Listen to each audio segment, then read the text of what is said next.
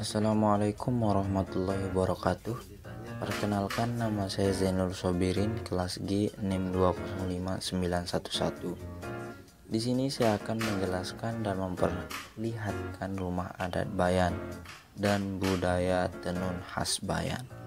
Rumah adat Bayan didirikan pada abad ke-14 atau berumur sekitar 600 tahun lebih. Adat dan kesakralannya masih dijaga oleh keturunan leluhur maupun masyarakat Bayan tersendiri. Untuk memasuki rumah adat Bayan ini kita harus meminta izin terlebih dahulu di mangku atau pemandu adat rumah tersebut. Bahkan kita harus menggunakan pakaian adat khas Bayan. Itu tidak boleh sembarangan kain atau motif yang digunakan, dan tidak boleh menggunakan dalaman seperti celana dalam dan lain sebagainya, dan bahkan tidak boleh menggunakan barang seperti emas, perak, mutiara dan lain. Dan tidak boleh juga sembarangan untuk mengambil foto apalagi video di daerah rumah adat Bayan.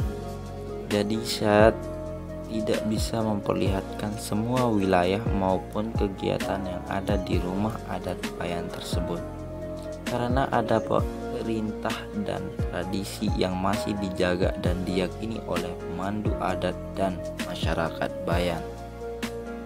Di rumah adat Bayan banyak sekali kegiatan adat yang diselenggarakan hampir setiap bulan, bahkan 2 kali dalam 1 bulan dilaksanakan, seperti Maulid Adat, Lebaran Adat dan lain sebagainya. Tidak hanya itu, rumah adat Bayan juga sudah memiliki kalender untuk kegiatan adat yang sudah disiapkan, yang diambil dari bulan atau tahun Hijriah, dan tidak sembarangan orang yang memprediksikan waktu dilaksanakan adat tersebut. Jadi hanya keturunan leluhur penguasa rumah adat Bayan. Yang kedua, saya akan memperlihatkan budaya tenun khas Lombok, khususnya daerah Bayan. Kain tenun daerah Bayan memiliki keunikan yang menarik untuk kita ketahui. Salah satunya adalah dalam proses pembuatannya. Masyarakat Bayan masih membuat kain tenun secara tradisional. Mengapa dibilang masih tradisional? Karena proses pembuatannya dilakukan secara manual dan hanya menggunakan sumber daya manusia. Kain tenun Bayan bisa dibuat oleh para wanita maupun nenek-nenek yang merupakan masyarakat dari desa Bayan sendiri. Namun yang menarik dari desa Bayan ini adalah regenerasi dari penenun yang bagus, karena pembuatan kain tenun ini diajarkan secara turun-temurun dari generasi ke generasi, sehingga jangan kaget jika berkunjung ke desa Bayan, kamu akan melihat banyak penenun-penenun muda yang sudah mahir dalam pembuatan kain tenun. Namun penenunnya hanyalah dari perempuan. Laki-laki tidak boleh menenun karena itu hanyalah pekerjaan perempuan.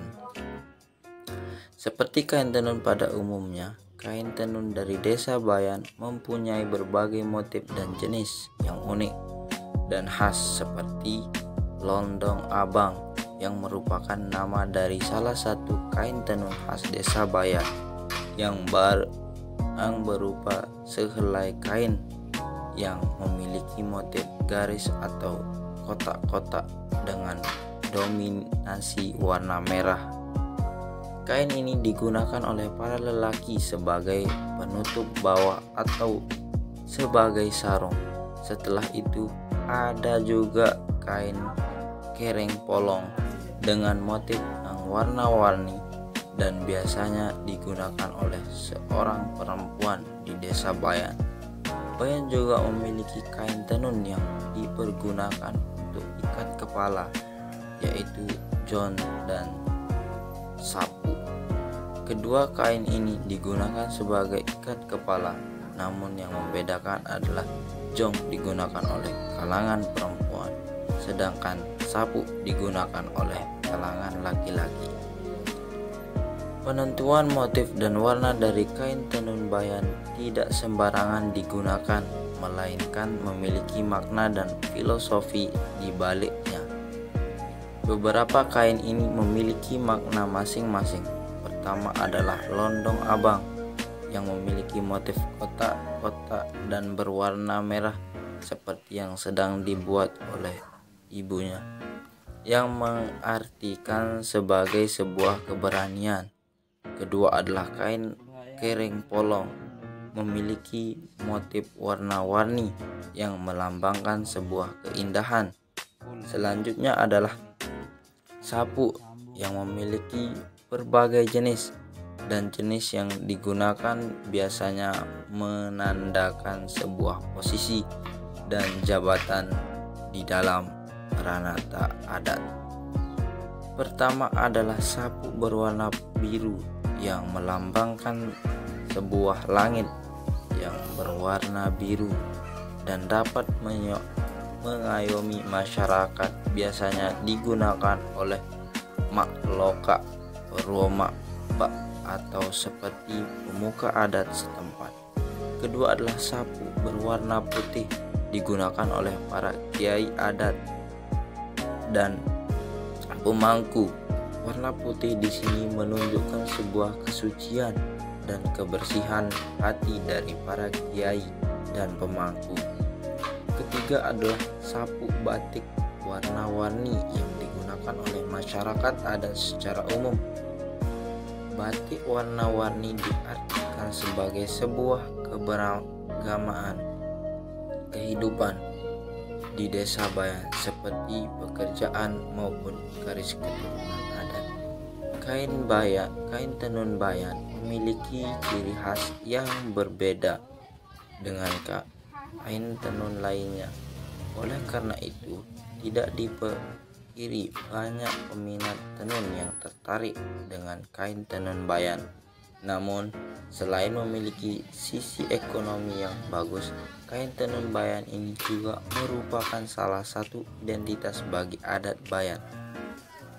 Maka dari itu, kain tenun bayan juga digunakan di berbagai acara adat yang diselenggarakan di desa bayan, seperti jong, ikat kepala yang digunakan oleh wanita, biasanya disebut dengan jong bayan, yang digunakan pada saat acara-acara adat yang berlangsung di desa bayan.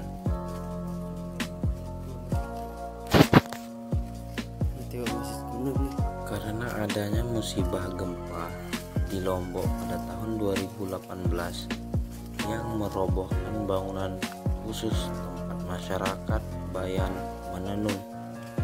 Jadi sementara waktu masyarakat bayan menenun di rumah masing-masing. Oh iya, tenun adat dalam bahasa Lomboknya atau khususnya bayan disebut sesek. Mungkin nama tersebut diambil dari suaranya. Satu lagi, karena saya laki-laki, jadi saya tidak boleh untuk menenun atau mempraktikkan untuk menenun, karena itu pekerjaan wanita dan tidak diperbolehkan sama sekali untuk